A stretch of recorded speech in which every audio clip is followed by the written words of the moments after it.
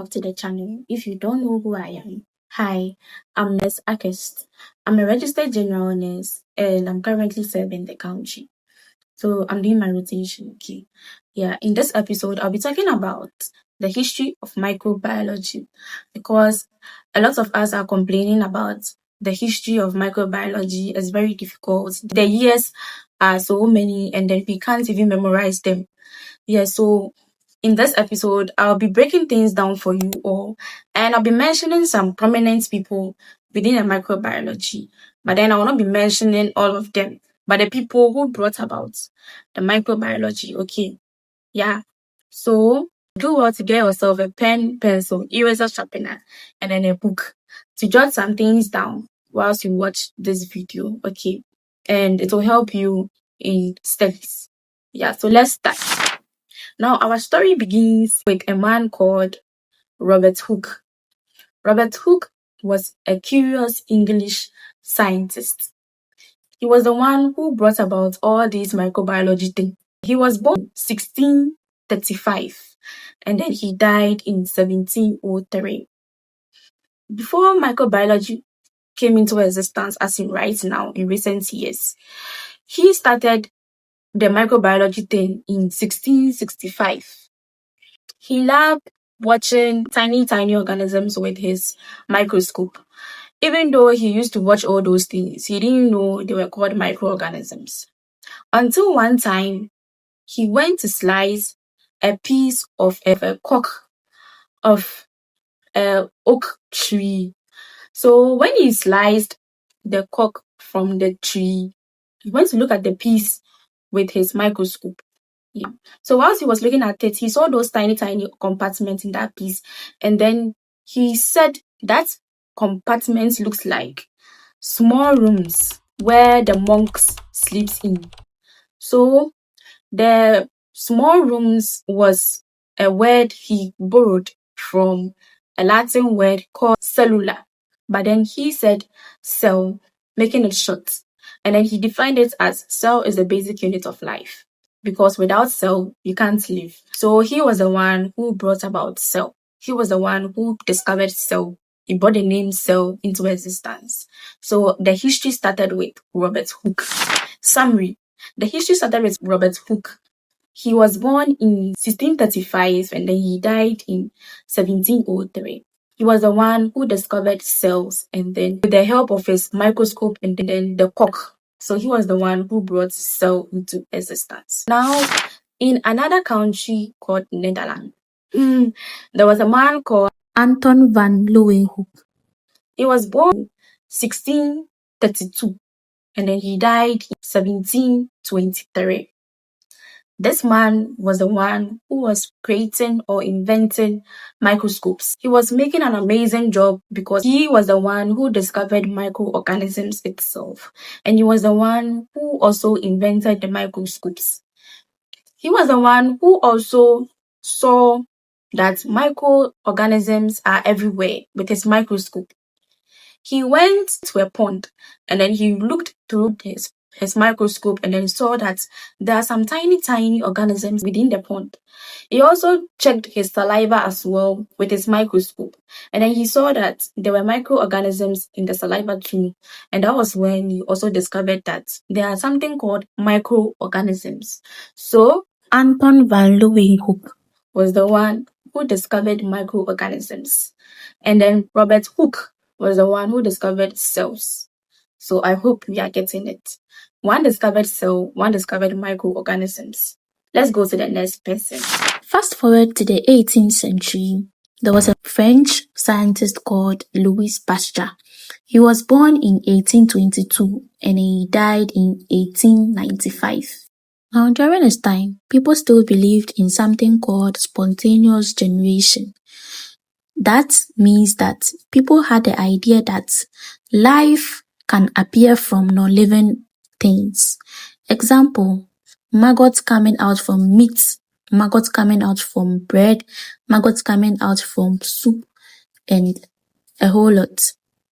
But Louis Pasteur made it clear that there are something called microorganisms, and microorganisms are everywhere. They are in the air. They can form in every way they want. That was when Louis Pasteur brought the pasteurization system, which states that microorganisms can be destroyed by heat, and then preventing recontamination keeps the liquid safe. It simply means that when you cook a soup and then you close the soup tight, microorganisms can enter. But when you cook the soup and then you leave the lid open, microorganisms will enter the soup and then they would end up spoiling the soup. So in a nutshell, the pasteurization simply means the process of heating or boiling a food or liquid at a specific temperature, and then you let that liquid cool down, and then you cover that liquid or food to prevent bad microorganisms from entering. I hope you get it. Now let's go to a German doctor who was called Robert Koch. Robert Koch was born in the year 1843 and then he died 1910. This man was the man who was able to fish out the bacteria which causes specific diseases. This man was able to search for bacteria which caused tuberculosis, the specific bacteria which causes cholera, the specific bacteria which causes a specific disease. So he brought the Koch postulate. So the Koch postulate was a set of rules to prove that a specific bacteria causes a specific disease. He made it clear that if you are suffering from maybe typhoid, we have the Salmonella typhi. That specific bacteria is what is causing your typhoid fever. So he was the one who was able to bring out those ways of finding out the bacteria. And with his help, now doctors can now identify the type of bacteria which causes a specific disease. So that is it for the Koch postulate and then Robert Koch's contribution in microbiology. Now let's go to the next person. Meanwhile, in England, there was a man called Joseph Lister.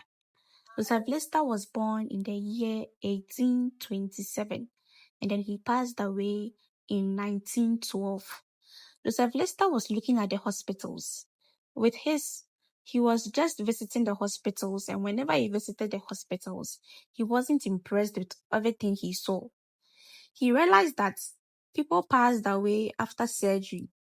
Whenever people are being operated on, they end up dying or they end up getting infections. So inspired by the Pasteur way of boiling and then heating stuff, he also brought an idea that after surgery, he would clean the instrument, and then before surgery, he would make sure that they use aseptic techniques of taking care of the wounds.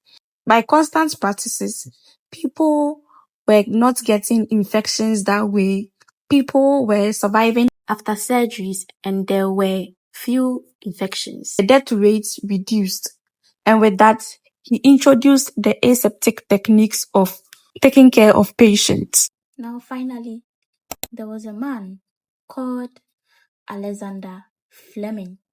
He was a Scottish microbiologist. He was born in the year 1881 and then he passed away in 1955. So one time, he observed something strange in his petri dish.